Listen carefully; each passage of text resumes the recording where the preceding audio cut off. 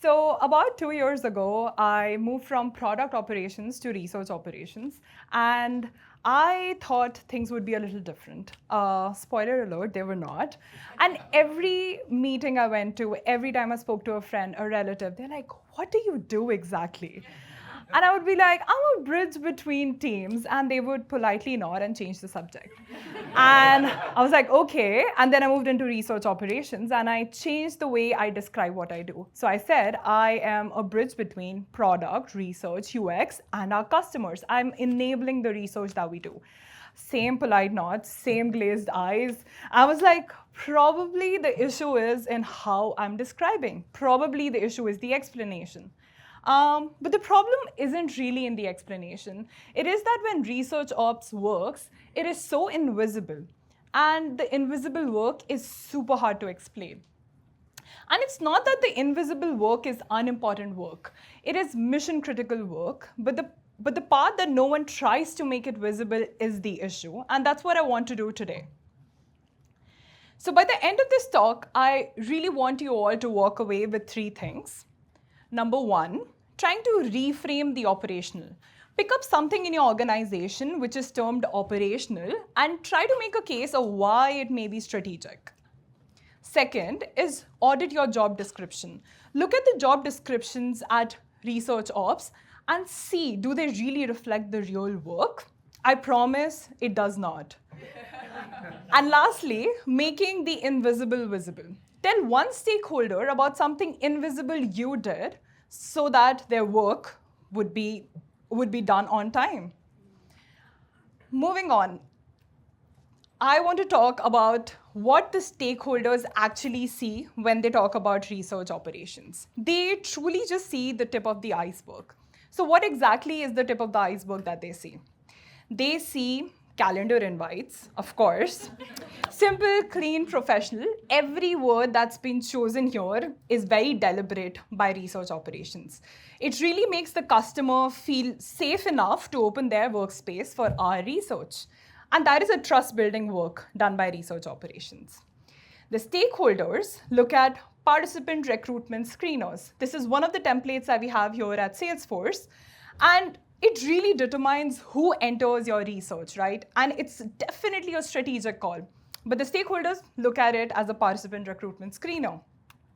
And lastly, a smooth session with all the right participants in the room. It all seems so effortless. And so no one really looks at what is below the iceberg. And I do want to talk about that today. No one looks about the weeks of coordination between teams. Multiple conversations happening in parallel, often research ops being pulled in different directions. No one sees the near disasters. That is not going to the product debriefs, right? No one's talking about the fact that the participant dropped last moment or there was an NDA breach. No one is talking about all of that. All they care about is the insights. And lastly, relationship work that research operation has to do, the judgment calls that we have to do, knowing which stakeholder to approach for a warm introduction to the customer, and knowing when a participant is at risk to drop off, and knowing what exactly you have to say to the customer. That is the texture of the operations job. Well, that's me trying to navigate a lot of things, and I have a story to tell you here. So this was me a few months ago. I was asked to lead a very new kind of recruitment program here at Salesforce. It was an ethnographic study. So the researcher came up to me and said, I want to run an ethnographic study. I want to go on site to the customer, see how they're using our products. Fair. But we had never done this kind of study. So it was all that I had to build from scratch. I did. I reached out to a lot of account executives in our company, got contacts from them, and onboarded a lot of customers. All of that was going great until we hit a wall, the NDA wall. Now, what the customers really wanted was either we send them contracts or they send us contracts and we sign them. And I was here. I don't have a law degree, but I swear I read through so many contracts, went to multiple legal teams, being bounced from here and there. And I mean, I was trying to navigate all of that while making sure the customer does not lose interest in this program and the researcher's work is being done. And this is the judgment call that I want to talk about. Knowing when to push, when to pause, when to escalate, all while keeping the researcher's momentum going. Not letting the researcher know what is actually happening. And that's the job. And I think everyone in this room who works in operations knows what I'm talking about. Those vendor calls, those legal threats, they're not an indication of something going wrong. They're actually the texture of the operations work that we do. They're what it actually feels like keeping a research program running at pace. And this is my favorite. Research ops turning a scramble into a system. So the first time you navigate a crisis, it's a scramble. But the second time, it's a system. So how does the industry actually view research ops? And I know we have discussed this earlier in a lot of talks, and I feel the same. A lot of times when people look at research ops, it's tools and processes. Someone's managing the tools, processes being made, scheduling done, and talking to vendors. All of that is true. Yes, research ops does that, but I feel it's a frame for research ops, and it's dangerously incomplete.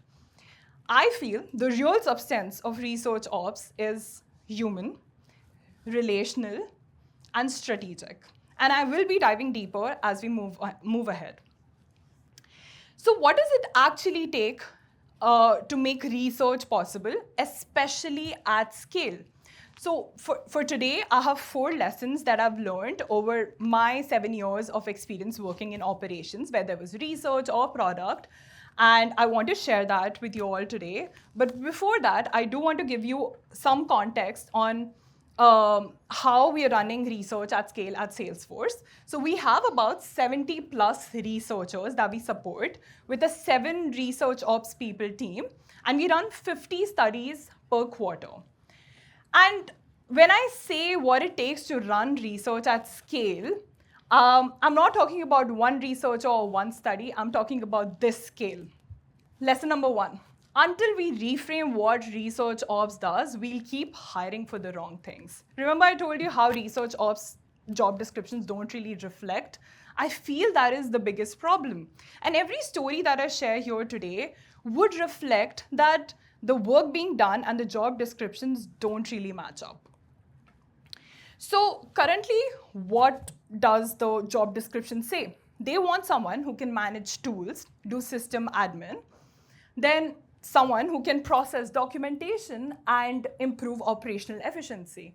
And of course, scheduling, coordination, and vendor management. While all of that is a part of research operations, there is a lot more which is not covered there. Number 1 is creating relationship capital with account executives, legal teams, vendors, participants, and researchers across multiple teams, multiple time zones, multiple regions. Second is having institutional memory. What do I mean by that? For example, I hired a vendor for a particular product space and it didn't really work out. I need to remember so that I cannot recommend that vendor for the next study. Or I have to know which product roadmap is expecting a spike in recruitment. All of that is institutional memory, which is built while working in research operations. Of course, decision-making in ambiguity, because what is operations without ambiguity? And lastly, advocacy without authority. And as long as we keep wanting to hire for the second part and writing the first one in job descriptions, I feel we will keep under-hiring, undervaluing, and under-resourcing the whole function. So what is needed? Reframe of research operations. Because research operations is not necessarily a support function. It is quite strategic. You decide what work gets done well and not just how you process it. Interpretive. It reads situations and makes calls. You can't really templatize all of that. You have to work in creative ways every time. And lastly, relational. It sits at every intersection, whether it's researchers, vendors, legal, product, or even leadership. Research ops is everywhere. So roles and tools are just the foundation. Without a strategy for capacity, access, and trust, you haven't really built a research ops function, you've built a help desk for yourself. Lesson number 2. Research access is earned through relationships. Now, you can't really buy your way into the right participants. Technically, you can, but there is some level of trust that you have to build, and trust is honestly the only currency that works. That's what I have seen over the years, and I do have an example for you on that. So about a few months ago, I had to reach out to a few participants, and the only way we could do that was through account executives. So I sent out 17 emails to account executives asking them for access to customer introductions. 11 did not reply. 4 said they'd think about it, 2 said yes, and 1 fell through. And the A's who did not really respond to me, they were not ignoring the research. They were ignoring the risk of putting their customer at something they don't really have purpose for or they cannot vouch for. So I backtracked. I was like, what am I doing wrong? So I felt like my outreach was pretty cold. I did not really give a lot of context to the account executives on the studies that we were doing. And the customers almost felt studied when we were doing those research studies, and we never closed the loops with the insights that we were gaining. So there was a need for change, of course. So we started doing something different. Every time we ran a research study, we started sharing findings first with the account executives and the account teams. We tried to make sure that the customers are feeling heard, and we were trying to close the loop with all the right insights. And the trust was, of course, built over months. And somehow I did see the wall coming down. A lot of times the account executives started reaching back out saying, we have a customer who might be interested in your research. It started coming bilaterally and just not from me. So what does this mean in practice for us? I think there's a need to map the relationships. You identify who sits between you and your hardest to reach participants. Once you have done that, you invest in them before you actually need them, not only when you are on a deadline. And lastly, vendors can't build trust for you. Of course, they can fill a gap, they can get you participants, but the trust, credibility, everything comes from within. Lesson 3. Research ops absorbs complexities researchers never see. And that's why I sometimes call research operations a sponge, because we absorb so much that the researchers don't have to. Another story time. So I was running this program at Salesforce, and it was a very glamorous program. On the outside, it looked like a very polished event where we had executives come in, helping us with our product road mapping sessions. And we were doing it in a new city or country every month. Looked very glamorous on the outside. However, on the insides, we had logistics that never stopped. Venue sourcing, for example, in a new city every month, different version of what counts as a good room. Then we had executive communications. You're not communicating with just anyone. You're communicating with senior leader at global companies. Every message had to be right. Of course, synthesizing outputs, and that too in real time. You're sitting in a room listening to people talk during product road mapping sessions and making sure you are synthesizing those outputs so that your product and research team can actually see the value out of it. And lastly, cross time zone synergy. And none of the researchers or the product team running these had to think about any of these.